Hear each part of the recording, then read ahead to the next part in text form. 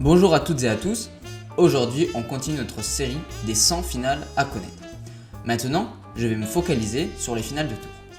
Les finales de tour sont les finales les plus importantes et les plus complexes parce que c'est celles que vous retrouvez le plus souvent dans vos parties. Et il y a plein de techniques à connaître. Aujourd'hui, on va s'intéresser à la position de Philidor. C'est parti!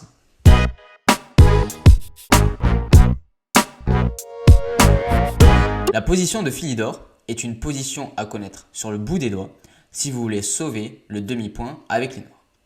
Donc cette position, c'est une position classique où il y a le roi et le pion en cinquième rangée et le roi noir qui contrôle la case de promotion. En finale de tour, lorsque votre roi contrôle la case de promotion du pion adverse, vous avez déjà 50% de chance de faire nul. Maintenant, il faut bloquer l'avancée des blancs parce qu'imaginez que les blancs fassent roi d6 ou roi e6, déjà ils vont menacer échec et mat, et aussi ils menacent d'avancer leur pion pour aller à dame. Donc là en fait il y a un très fort coup à connaître qui est le coup tour g6. Ce coup en fait empêche le roi blanc de pénétrer sur la sixième rangée. Donc maintenant les blancs pour progresser ils ont deux options. Soit essayer d'échanger leur tour en faisant tour c7 puis tour c6, soit avancer le pion. On va traiter ces deux options dans la vidéo. Donc commençons par le coup tour c7. Donc on imagine que les blancs veulent échanger les tours et ils vont penser gagner ensuite parce qu'ils ont un pion de plus. Donc si les blancs n'avancent pas le pion en e6, il faut simplement garder la tour sur la sixième rangée. Donc là par exemple on va faire tour h6.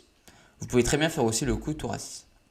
Et maintenant, si les blancs font le coup tour c6 pour échanger les tours, en fait on va simplement prendre, les rois reprennent.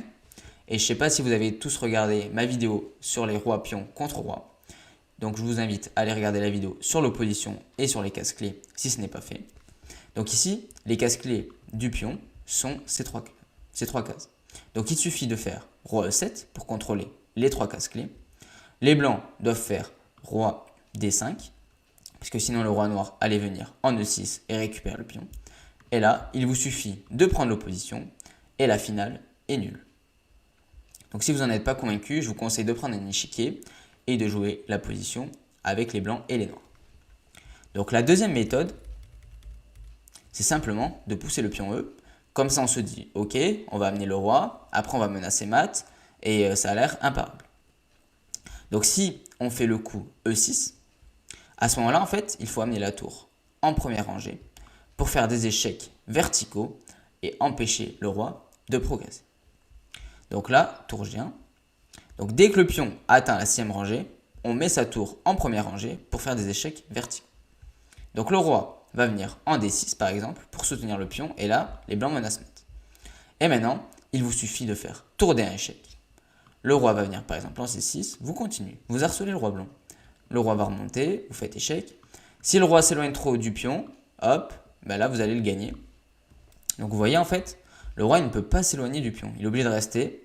Et en fait, il vous suffit de faire des échecs et il y a match nul. Si le roi s'éloigne, vous pouvez par exemple même attaquer le pion. Le roi va devoir revenir. Et après, vous refaites un échec. Voilà. Donc on va voir maintenant une défense naturelle. Donc sur cette position. Donc par exemple, si vous voulez faire tour G1 de suite, avant que les blancs aient poussé le pion en E6. Donc si vous faites tour G1 de suite, les blancs font par exemple le coup roi D6. Et là en fait vous avez deux options, soit faire un échec en D1, soit faire un échec en G6. Mais ces deux échecs ne marchent pas, par exemple tour G6, ça perd parce qu'il y a E6, et là maintenant il va y avoir mat imparable pour les blancs. Et si vous faites un échec à base de tour D1 échec, ensuite il y aura le coup roi E6, et les blancs menacent toujours un mat en A8. Donc pour l'empêcher, les noirs doivent faire tour D8. Et là, avec les blancs, vous faites tour H7, qui menace tour H8. Et le mat est imparable.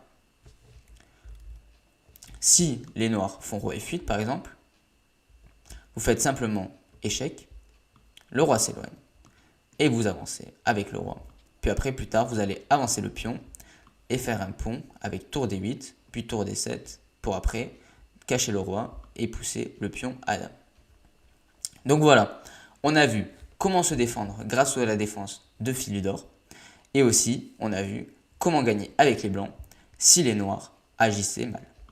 Donc je vous rappelle une dernière fois, première étape pour la position de Philidor, on coupe le roi et on force les blancs à pousser le pion en E6.